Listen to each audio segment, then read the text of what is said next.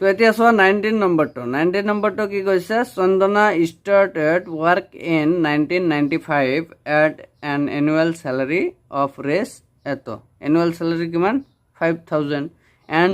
receive an increment of res 200 each year তো increment কিমান পায় each year 200 কৰি পায় তো in which year did her income reach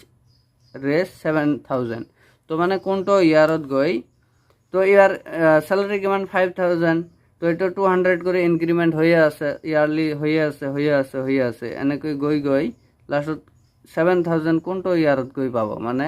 কিমান নম্বৰ ইয়াৰত গই পাবো তো এটা এন ওলাব লাগে কিমান নম্বৰ টার্মত গই পাবো হয় না তো এটা এনেকৈ গলে তো আমার এপি তো কি হবে 19 নম্বৰ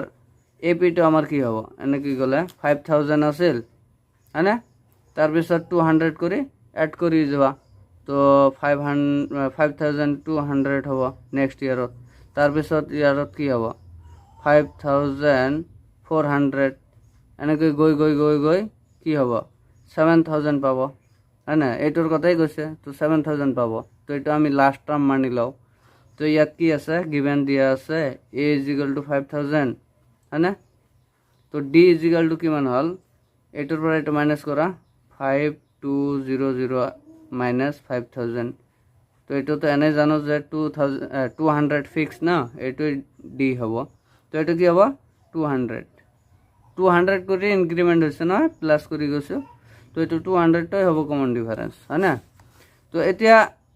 n = ওলাব লাগে মানে কিমান নম্বৰ ইয়াৰত গৈ 7000 হ'ব তো an = 7000 এটো আছে নহয় দিয়া তো এইটা লাস্ট টার্ম বলি মানি লিছো তো এতিয়া চোৱা ফৰ্মুলাৰ পৰা আমি কি ওলাব পাৰো যে an = a + n - 1 * d এটো লিখিব পাৰো তো an দিয়া আছে 7000 হয় না প্লাস =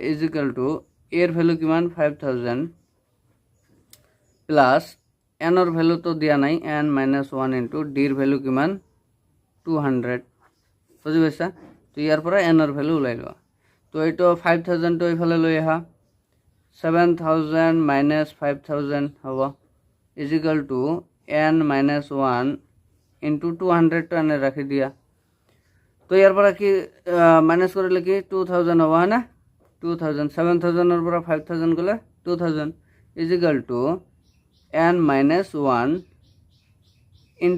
200 ৰাখি দিয়া তো এতিয়া চোৱা n - 1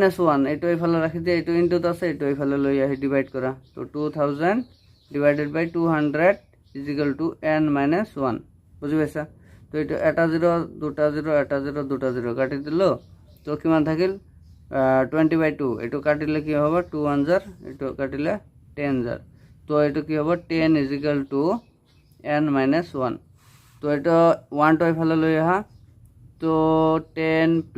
1 হবে ইয়াত n হবে তো n = ফাইনালি কিমান হল 11 তো 11 নম্বৰ ইয়াৰত গৈ আমাৰ কি হ'ব স্যালাৰি তো 7000 হ'ব আছে